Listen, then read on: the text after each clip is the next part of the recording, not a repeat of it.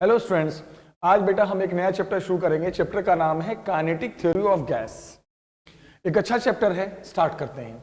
Kinetic theory of gas में सबसे पहले पोस्टुलेट्स ऑफ काइनेटिक थ्योरी ये लिखने को आता है कि काइनेटिक थ्योरी का कुछ पोस्टुलेट्स लिखिए, कुछ पॉइंट्स बताइए कि आखिर ये काइनेटिक थ्योरी ऑफ गैस है क्या। तो इसमें सबसे पहला पॉइंट ये है, all gases molecules are tiny spheres. जितने भी गैसेज मॉलिक्यूल्स होते हैं सब छोटे छोटे स्फेरिकल शेप में होते हैं और उनका जो साइज माना गया है एटॉमिक साइज वो 1 एंगस्ट्रॉम के आसपास। एंगस्ट्रॉम का मतलब जानते हो 10 टू द पावर -10 मीटर। और जो सेपरेशन होता है दो गैसेज एटम के बीच वो माना गया है 2 एंगस्ट्रॉम। सेपरेशन ज्यादा होता है ना, ऑब्वियसली साइज से ज्यादा सेपरेशन होता है 2 एंगस्ट्रॉम। नेक्स्ट पॉइंट माना गया है the masses of each gases molecules are same. जितने भी गैसेज मॉलिक्यूल्स होते हैं सबका जो मास होता है वो इक्वल होता है, अलग अलग मासेज नहीं होते, सेम होते हैं। अगला माना गया है the gases molecules are identical spherical and rigid. Obviously जितने भी गैसेज मॉलिक्यूल्स होते हैं वो एक जैसे शेप के होते हैं, एक जैसे होते हैं, रिजिड होते हैं, स्फेरिकल होते हैं। अगला पॉइंट है the gases molecule collide elastically with faces of container. जिस बर्तन में, जिस कंटेनर में, जिस सिलेंडर में गैस होता है तो वो गैस मूव करते हैं, मूव करके जो दीवारें होती हैं, जो वॉल्स होती हैं कंटेनर की, उसके साथ वो टकराते हैं, इवन आपस में भी टकराते हैं।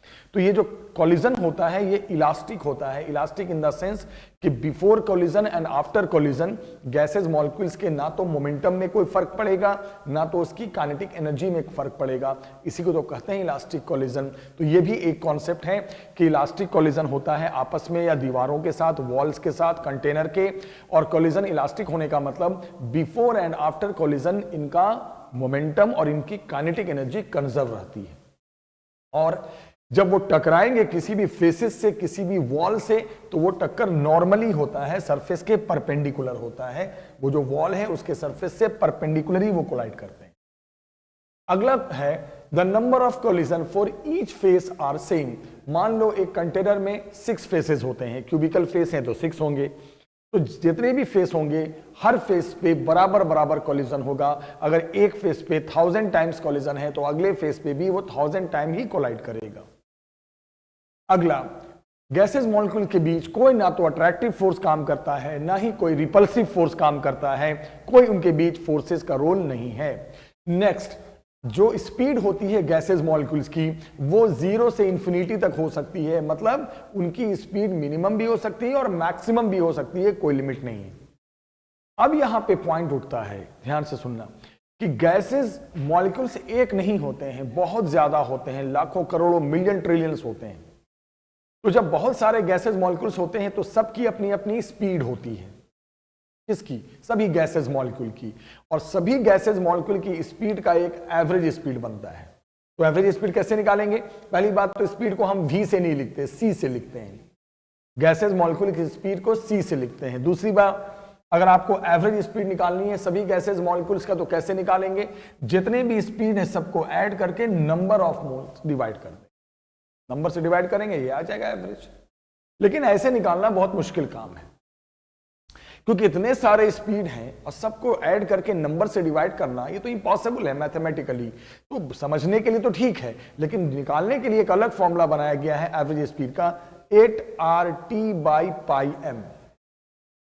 8RT/πm। इसमें R तो तुम जानते हो गैस कांस्टेंट होता है, T है टेम्परेचर जिस पे गैस है, और M है मॉलिक्यूलर मास गैस का।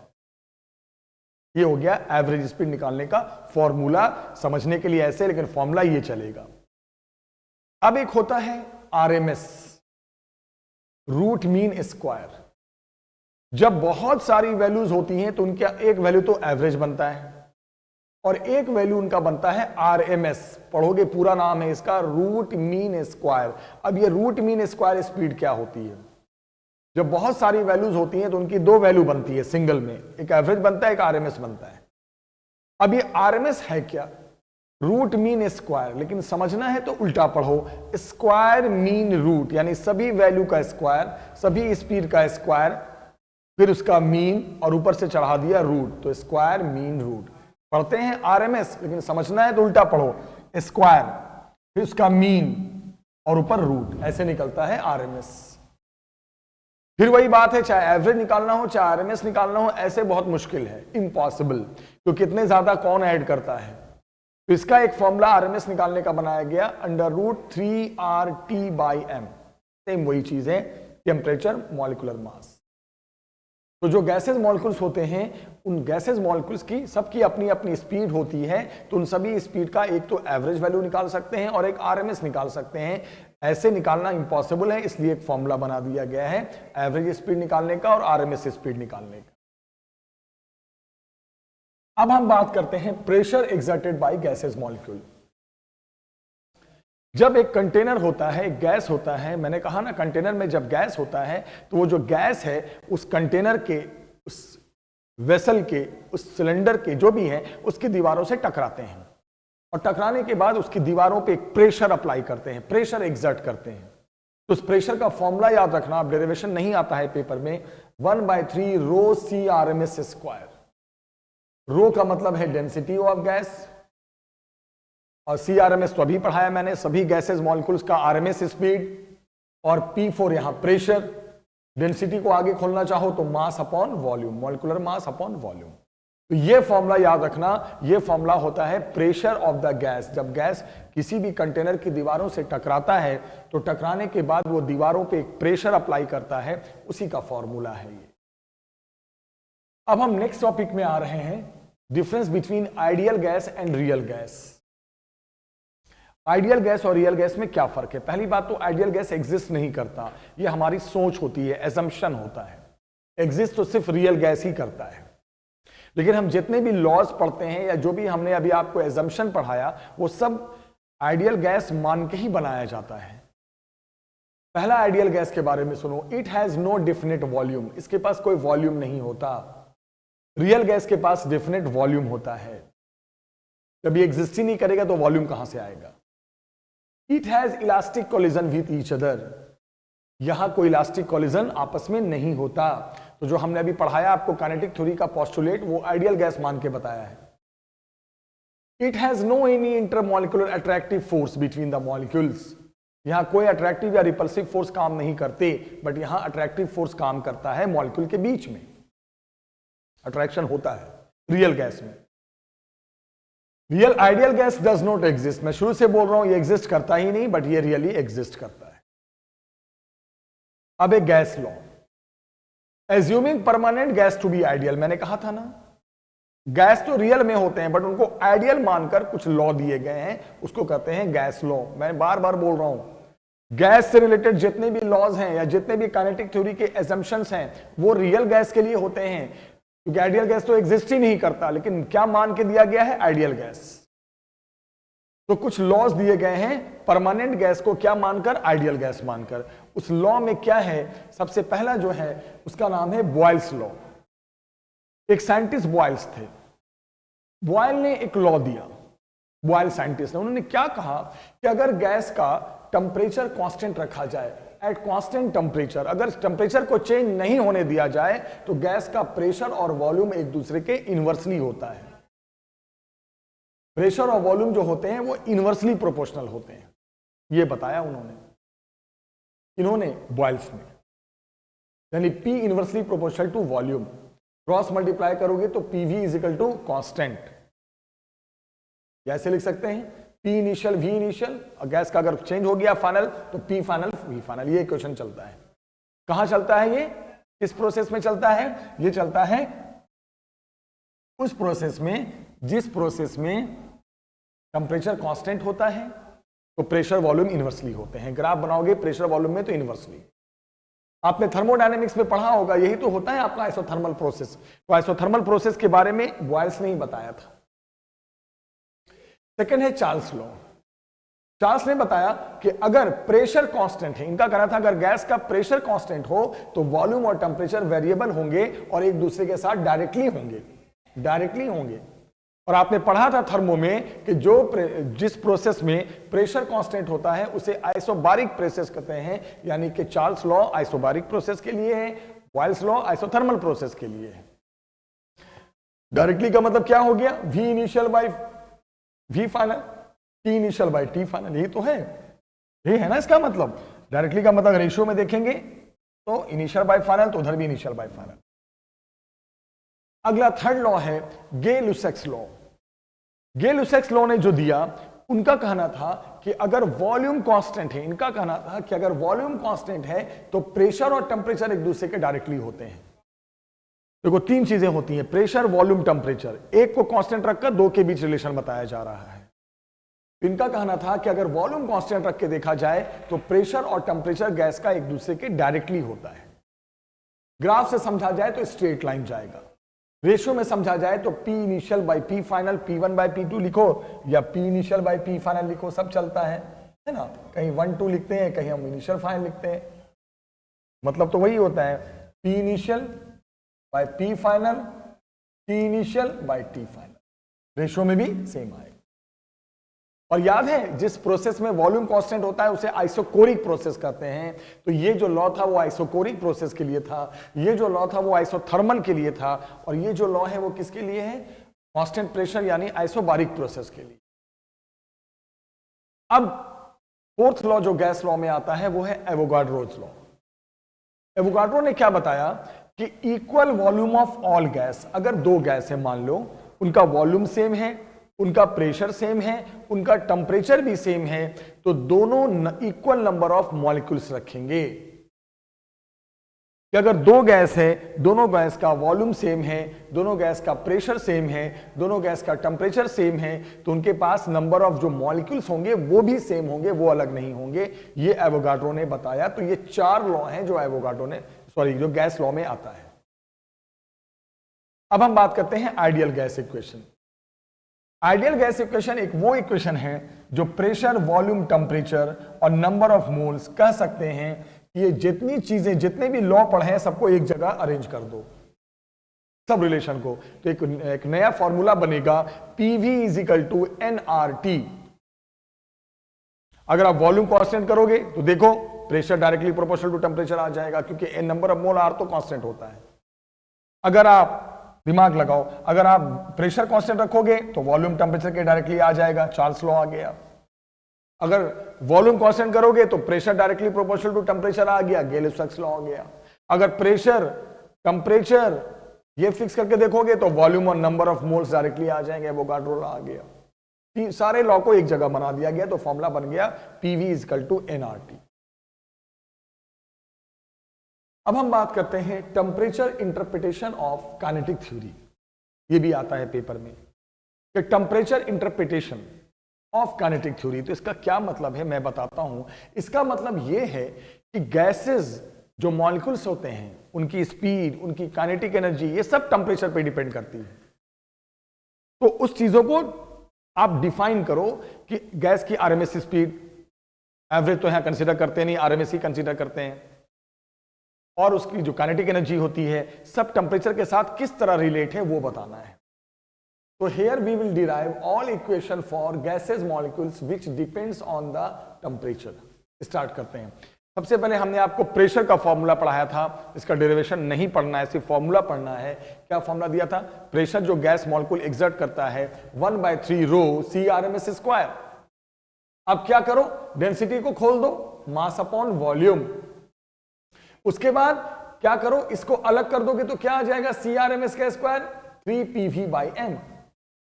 फिर अभी आपने आइडियल गैस इक्वेशन पढ़ा है, PV को क्या लिख सकते हो? nRT, तो 3nRT/m हो गया। तो CRMS स्क्वायर आ गया 3nRT/m। अब इसके ऊपर से रूट लगा दो, तो यह आ गया CRMS का formula, root mean square speed का formula 3nRT/m। Very good. n यहां पे क्या है? Number of moles. तो ये जो फॉर्मूला निकाला आपने RMS स्पीड का, गैस के सभी मॉलिक्यूल्स के RMS स्पीड का, वो n मोल्स के लिए निकाला। लेकिन अगर मैं बोलूं एक मोल के लिए बताओ, सिर्फ एक मोल के लिए, पर मोल RMS स्पीड बताओ, लेकिन एक मोल के लिए, तो n1 ले लोगे। तो जब 1 ले लोगे तो वही RMS स्पीड क्या बन जाएगा? 3RT/m। याद रखना, ये n मोल्स के लिए है और ये सिंगल मोल के लिए है, पर मोल के लिए है। इस चीज को याद रखना। एक बात मेरे को बताओ, तो इस फॉर्मूले से क्या पता चला, जो आरएमएस स्पीड होती है चाहे n मोल के लिए हो चाहे 1 मोल के लिए हो, टेम्परेचर के डायरेक्टली होती है। तो C RMS is directly proportional to temperature with root. यही तो है टेम्परेचर इंटरप्रिटेशन कि आरएमएस स्पीड का टेम्परेचर के साथ क्या रिलेशन है, वो हमने बताया। ठीक है, फॉर्मूला को डिराइव करके। अब अगर मैं आपसे पूछूं, आपने पढ़ा होगा कि n नंबर ऑफ मोल्स होता है और कैपिटल N का मतलब होता है नंबर ऑफ मॉलिक्यूल्स। फर्क है नंबर ऑफ मोल्स और नंबर ऑफ मॉलिक्यूल्स। और एवोगाड्रो ने एक बात बताई थी, एवोगाड्रो साइंटिस्ट ने, कि एक मोल किसी भी गैस का इतना फिक्स नंबर ऑफ मॉलिक्यूल रखता है, इतना 6.023 इंटू 10 पावर 23। एक मोल इतना मॉलिक्यूल्स रखता है, इसी नंबर को उन्होंने एवोगाड्रो नंबर कहा। तो अगर आपसे कोई पूछ दे व्हाट इज एवोगाड्रो नंबर, तो क्या बताओगे? कोई भी गैस का एक मोल इतना फिक्स नंबर ऑफ मॉलिक्यूल्स रखता है, उसको कहते हैं एवोगाड्रोस नंबर, एसटीपी पे, स्टैंडर्ड टेम्परेचर प्रेशर। तो अब मैं क्या बोल रहा हूं, ये जो आपने अभी आरएमएस स्पीड निकाला वो किसका निकाला? एक मोल का निकाला। एन मोल के लिए चाहिए तो ये ना आ जाएगा फॉर्मूले में। अब अगर मैं बोलूं कि अब आप गैस की काइनेटिक एनर्जी बताओ, उसका रिलेशन बताओ टेम्परेचर के साथ, जब वो मूव करेंगे तो काइनेटिक एनर्जी भी होगी। तो आपने पढ़ा होगा किसी की काइनेटिक एनर्जी का फॉर्मूला होता है half M V square, half mass V square. V का मतलब यहां आरएमएस ले रहे हैं। अब आरएमएस के जगह पे क्या रख दोगे? 3RT बाई एम, क्योंकि मैं एक मोल के लिए निकाल रहा हूं, जो भी फॉर्मूला निकाल रहा हूं अब एक मोल के लिए। तो 3 आरएमएस के जगह पे 3RT बाई एम। तो जैसे यहां पे रखोगे 3RT बाई एम, तो ये रूट हट जाएगा, तो क्या बच जाएगा? Half M 3RT by M. M M cancel, क्या आ गया फॉर्मूला काइनेटिक एनर्जी का? 3/2RT। यस, तो यहां भी देखो काइनेटिक एनर्जी टेम्परेचर के डायरेक्टली आया। तो आरएमएस स्पीड जाता वो भी टेम्परेचर के डायरेक्टली, ये भी टेम्परेचर के डायरेक्टली, बट ये रूट है और यहां रूट नहीं है। तो ये जो आरएमएस स्पीड पढ़ा आपने, पूरे गैसेस मॉलिक्यूल का रूट मीन स्क्वायर स्पीड या काइनेटिक एनर्जी, वो सब के सब टेम्परेचर पे डिपेंड कर रहे हैं। और ये सारे एक मोल के लिए, याद रखना, एक मोल के लिए हैं। अगर n मोल के लिए आएगा तो n आ जाएगा, यहां भी n आ जाएगा, यहां भी n आ जाएगा, बट हमें एक ही मोल के लिए पढ़ना है। अब एक होता है काइनेटिक एनर्जी, बट एक होता है एवरेज काइनेटिक एनर्जी। दोनों में फर्क है। एवरेज काइनेटिक एनर्जी निकलता है पर मॉलिक्यूल, यानी एक मॉलिक्यूल्स के लिए। ये जो आपने निकाला वो एक मोल के लिए था, लेकिन अब आप जो निकालने जा रहे हो वो एक मॉलिक्यूल के लिए निकालने जा रहे हो। तो मान लो अगर आपको काइनेटिक एनर्जी निकालनी है एक मॉलिक्यूल के लिए, तो जो आपने निकाला है ना एक मोल के लिए, वो तो एक मोल के लिए है, उसको एवोगाड्रो नंबर से डिवाइड कर देंगे, क्योंकि एक मोल में इतने मॉलिक्यूल्स होते हैं पर मॉलिक्यूल। एक मोल में जितने मॉलिक्यूल्स होते हैं उसके नंबर ऑफ मॉलिक्यूल से डिवाइड कर दो, बन गया काइनेटिक एनर्जी पर मॉलिक्यूल। इसी को एवरेज कर देते हैं। तो ये जो काइनेटिक एनर्जी था वो था पर मोल के लिए, और अब जो निकाल रहा हूं काइनेटिक एनर्जी पर मॉलिक्यूल के लिए, वही एवरेज होता है। एवरेज उसी कहते हैं पर मॉलिक्यूल। तो क्या हो गया, इसमें से नंबर ऑफ मॉलिक्यूल डिवाइड हो जाएगा, और आपको पता ही है एक मोल में जो एवोगाड्रो नंबर के बराबर नंबर ऑफ मॉलिक्यूल्स होते हैं, इसे हम n कहते हैं। अब यहां पे एक नई चीज बताऊंगा, R भी तुम्हारा क्या है? Gas constant. n क्या है? एवोगाड्रो नंबर, वही तो होता है एक मोल में पाए जाने वाले नंबर ऑफ मॉलिक्यूल। तो R बाई N को भी एक नया कांस्टेंट माना जाता है, उसे K कहते हैं, बोल्ट्जमैन कांस्टेंट। R कांस्टेंट है, गैस कांस्टेंट, N भी कांस्टेंट है, एवोगाड्रो नंबर फिक्स होता है। इन दोनों कांस्टेंट को एक सिंगल कांस्टेंट माना गया, और उस सिंगल कांस्टेंट को कहा गया बोल्ट्जमैन कांस्टेंट। तो एवरेज काइनेटिक एनर्जी पर मॉलिक्यूल का फॉर्मूला हो गया 3/2 kT। 3/2 kT। तो सिर्फ अगर मैं बोलूं एवरेज, सिर्फ बोलूं काइनेटिक एनर्जी तो 3/2 RT, लेकिन मैं एवरेज काइनेटिक एनर्जी यानी एवरेज काइनेटिक एनर्जी का मतलब काइनेटिक एनर्जी पर मॉलिक्यूल पूछूं तो 3/2 kT। तो यहां पे एक चीज ध्यान दो, चाहे काइनेटिक एनर्जी हो चाहे एवरेज काइनेटिक एनर्जी पर मॉलिक्यूल हो, ये भी दोनों टेम्परेचर के डायरेक्टली हैं। तो टेम्परेचर इंटरप्रिटेशन का मतलब यही होता है कि चाहे आपकी आरएमएस स्पीड हो, चाहे आपकी काइनेटिक एनर्जी हो, चाहे आपकी एवरेज काइनेटिक एनर्जी हो, वो सब का रिलेशन किसके साथ? टेम्परेचर के साथ। ये है RMS for 1 mole, kinetic energy for 1 मोल। ये है काइनेटिक एनर्जी फॉर 1 मॉलिक्यूल पर मॉलिक्यूल, तो वो बन जाता है एवरेज। इसमें क्या आ जाता है, दोनों कांस्टेंट का एक सिंगल कांस्टेंट माना जाता है, इसको कहते हैं बोल्ट्जमैन, साइंटिस्ट के नाम पर रखा गया। तो ये जो आपने पढ़ा टेम्परेचर इंटरप्रिटेशन, मतलब आरएमएस का, काइनेटिक एनर्जी का, एवरेज काइनेटिक एनर्जी का, सबका रिलेशन टेम्परेचर के साथ। तो आज की क्लास में मैंने कुछ आपको बेसिक आइडिया दिया, आई होप समझ में आ गया होगा। नेक्स्ट क्लास में मैं इस पे कुछ क्वेश्चंस कराऊंगा। नेक्स्ट लेक्चर में मिलते हैं बेटा, टेक केयर, बाय बाय।